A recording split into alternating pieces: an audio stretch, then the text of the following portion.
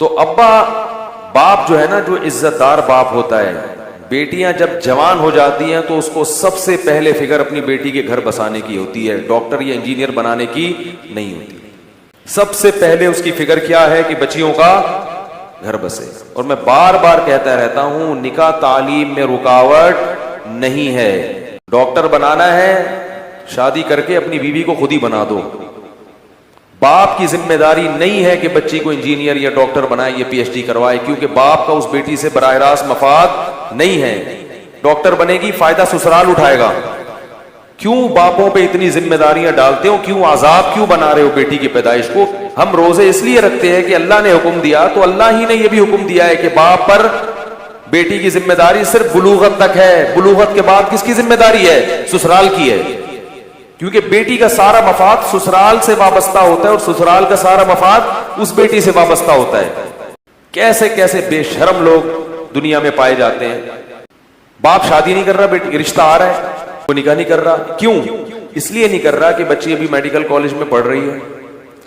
تو میں نے کہا کہ میڈیکل کالج میں پڑھنے کی فیسیں آپ بھر رہے ہو، بچی کو رخصت کر دو، سسرال کے ذمہ ڈال دو کہ ہماری بچی کے MBBS کے 2 سال رہ گئے، کیونکہ فائدہ تمہیں کو ہوگا، یہ 2 سال تم کراؤ گے، ہم نہیں کرائیں گے. سسرال اتنا بے غیرت اور بے شرم ہوتا ہے. ابھی گالیاں دینے پر میرے دل چاہ رہا ہے خادم حسین کو بلاؤں گا میں اسپیشل اس کام کے لیے. اتنے بے شرم ہے نا یہ داماد آج کا، اس زمانے کا، جو داماد اور بے غیرت میں کوئی فرق نہیں ہوتا. سارے بے شرم بے غیرت پتہ نہیں ہمارے ملک میں کیوں پیدا ہو گئے ہیں. شرم نہیں آتی کہ تم کسی کی باپ پر ذمہ داری ڈال رہے ہو کہ تمہاری بیوی کو وہ پڑھائے. فائدہ تم اٹھاؤ گے تو تم خرچ کرنے کے لیے کیوں آمادہ نہیں ہوتے؟ تم بولو رخصت کرو، ہم اس کو باقی تو 2 سال MBBS کے وہ میں مکمل کراؤں گا، میری بیوی ہے. لیکن نہ ساس اس کے لیے تیار ہوگی اور نہ سسر. تو اس کا عذاب یہ آتا ہے کہ جب دوسرے کی ذمہ داری اٹھانے کے لیے تیار نہیں تو اللہ تمہاری اولاد کو عذاب بنا دیتا ہے تمہارے لیے کہ بھگتو. خود دوسرے پہ خرچ کرنے کے لیے تیار نہیں تو اللہ تمہارے خرچے تمہاری بیٹیوں پہ کراتا ہے پھر، اور پھر ان سے نکاح کے لیے کوئی تیار نہیں ہوتا. تو اللہ کے بندو اس کلچر کو تبدیل کرو.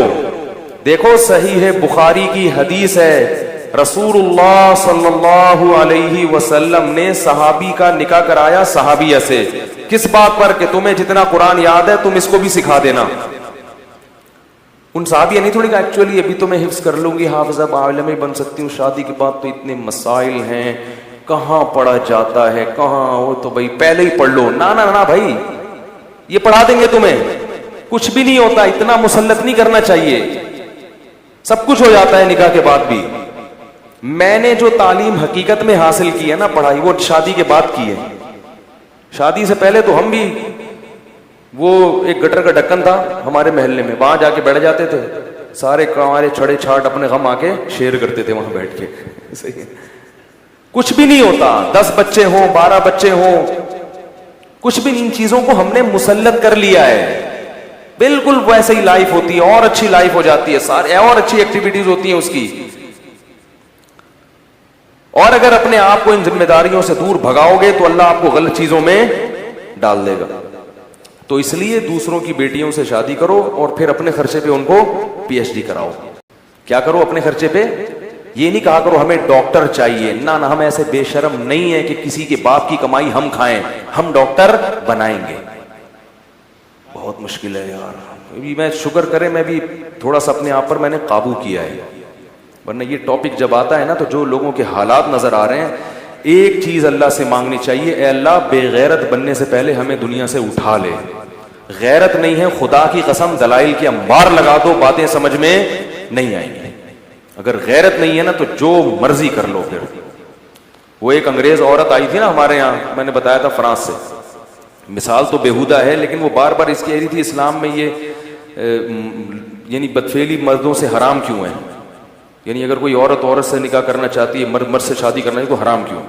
اس کو میں نے سمجھایا، درس طریقے سے سمجھایا، اس کی سمجھ میں نہیں آیا. پھر مجھے خیال اس میں بتاؤں، غیرت جب ختم ہو جائے نا تو پھر چیزیں سمجھ میں، بولو بھائی، نہیں آتی.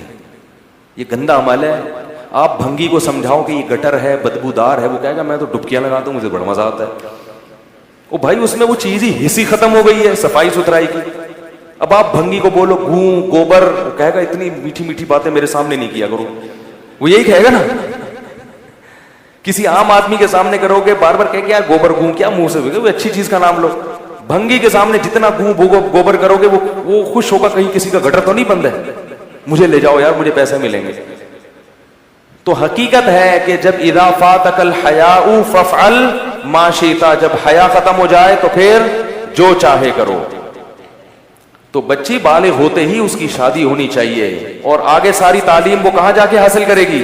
سسرا. وہ پریگننسی یہ تعلیم میں رکاوٹ نہیں ہے. آپ یورپ امریکہ میں وہاں کی خواتین سے پوچھو, پریگننسی کے دوران یونیورسٹیوں میں جاتی ہیں, پڑھتی ہیں, سب کچھ ہوتا ہے. یہ ہم نے ہوا بنا لیا ہے, ان کے ہاں جو ہو رہا ہے وہ صحیح ہے, اور ہمیں جو ہے نا پتہ نہیں کس لائن پہ لگا دیا.